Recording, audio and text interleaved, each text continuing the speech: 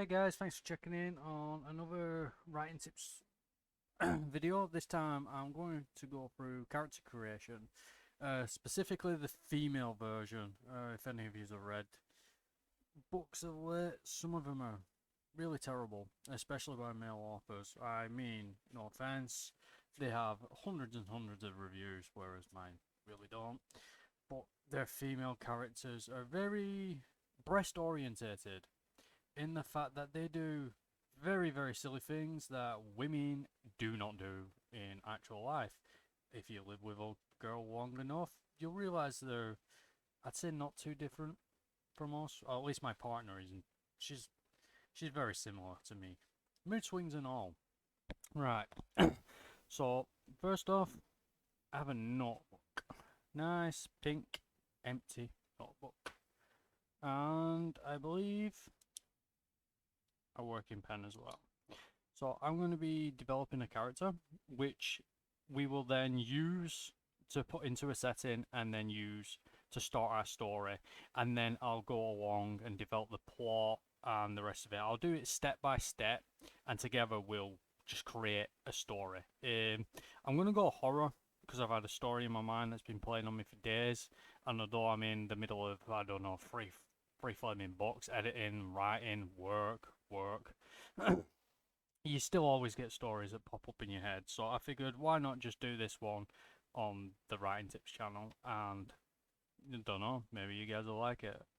Right, I'm gonna just pause this for a brief moment, readjust the camera, and then hopefully you'll be able to see me writing this character out. I will explain as I go.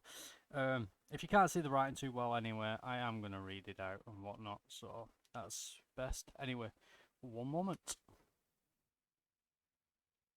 And with that, I'm now readjusted and ready to start. So, first off, usually a name. Names are usually the hardest thing to come by. And there's some unusual ones and then there's some normal ones. Um, Like I said, names are hard to think of. Usually I use Google and just go through the baby's names list.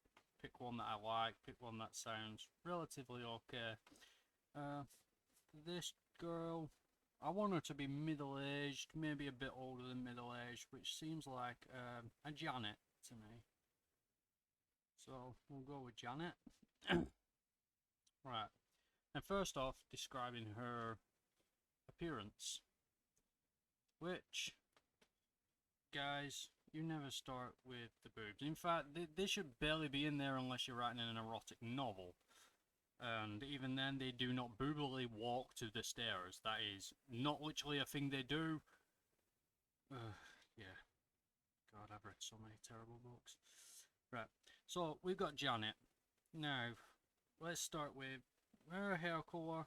You know what? I'm gonna make her a dirty blonde.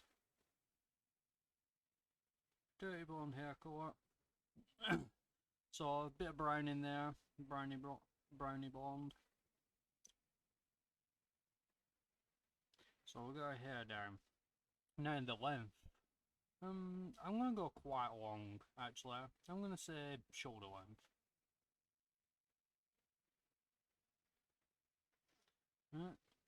Now how she has her hair. Let's just say straight. For argument's sake, nice and easy, straight. Now,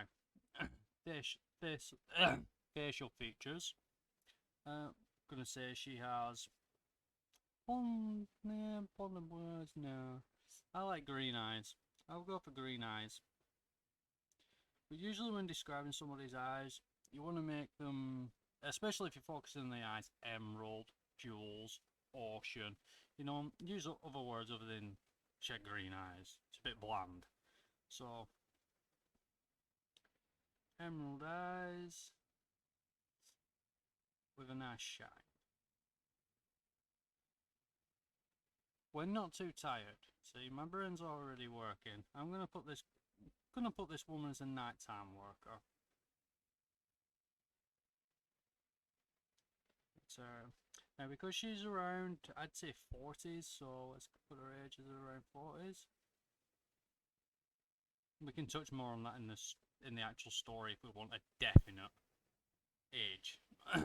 So So 40s, kids, I'm going to put no, just for the purpose of the story. So no children and no partner.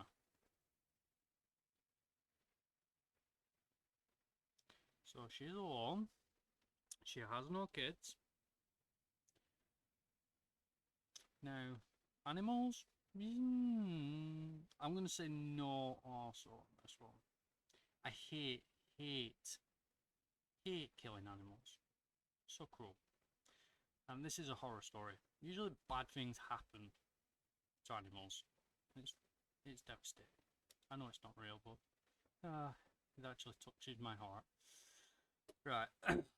So now we got 40, no kids, she's brownie blonde hair, emerald eyes. I'm gonna put yeah, I'm gonna put some frown lines as well in her face. So she's quite tan complexion.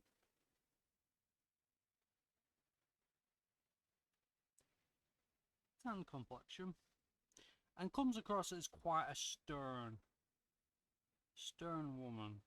She doesn't smile too often.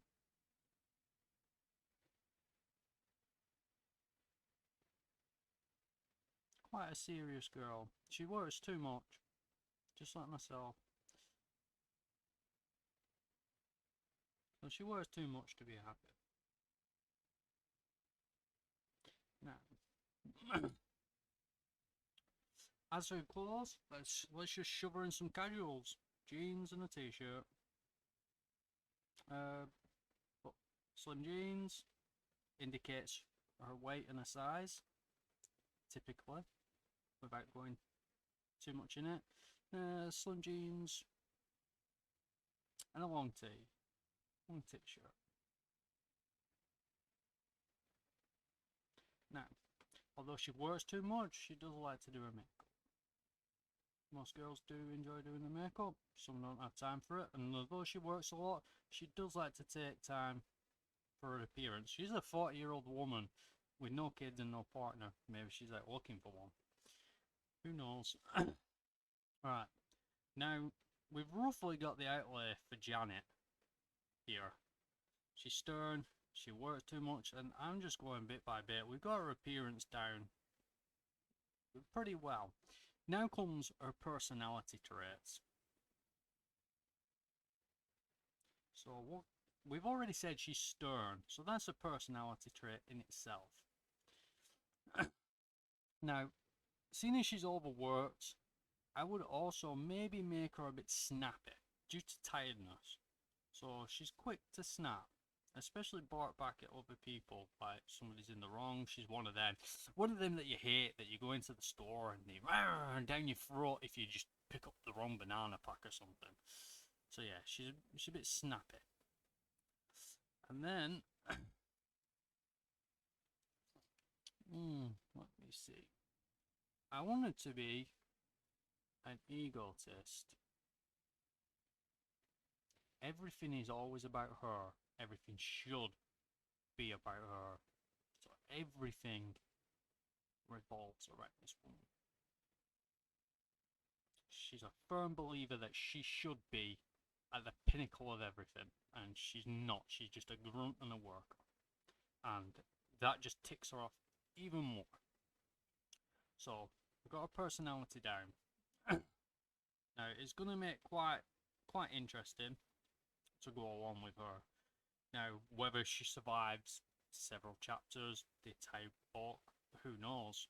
But we have our first main character down. Not a nice sounding woman, to be fair. Not gonna make the greatest for you know, main characters, but it's what we're gonna do to her that is gonna absolutely bust her and break her until she's nothing. Because that's what I like doing. But I also like the fact that depending on the situation, they could survive, but also they may not survive. I mean, in the real world, heroes don't always win. They never do. The villains always, it's who plays smarter. and especially seeing as this is a horror and it's definitely gonna be supernatural. You got a lot of give and take on that. I mean, obviously there's no actual evidence and proof out there, although many people will tell you there is. It's brilliant to write spooky stuff and ghosts and everything. But there's no real way to determine a winner. I mean, you hear a death from ghosts, but who knows? So this is purely fictional. So this will be fun. Now, we have done Janet, and we've got her all laid out here. I don't know whether you can see. My writing is not the neatest, but so this is this will be the female one. I think I will create a male one. Now, I think the next writing tip I'm going to go into is your opening for the story. So we are going to place Janet straight into a scene, and the scene that I have in mind involves an early morning car drive back to her house, and there's going to be an unsuspected visitor in her car, but she ain't going to be able to see them, but the car is going to be telling her that somebody is in the back. If you have an up-to-date car at all, when certain pressure is placed on the seat, a seatbelt light will ding, especially in my car. It's annoying as hell if I accidentally place a bag on the seat and it's too heavy, and once it's strapped in, who straps it back in? But for Janet, she's going to be going over this a lot. So she's going to be checking her mirrors like something's wrong. She's going to pull over and stuff, and I'll leave it at that because I don't want to spoil. But we are going to write that in the next video, which should release on Monday. Hope this has been helpful. Please give a like and a subscribe, and thank you for your time. Take care.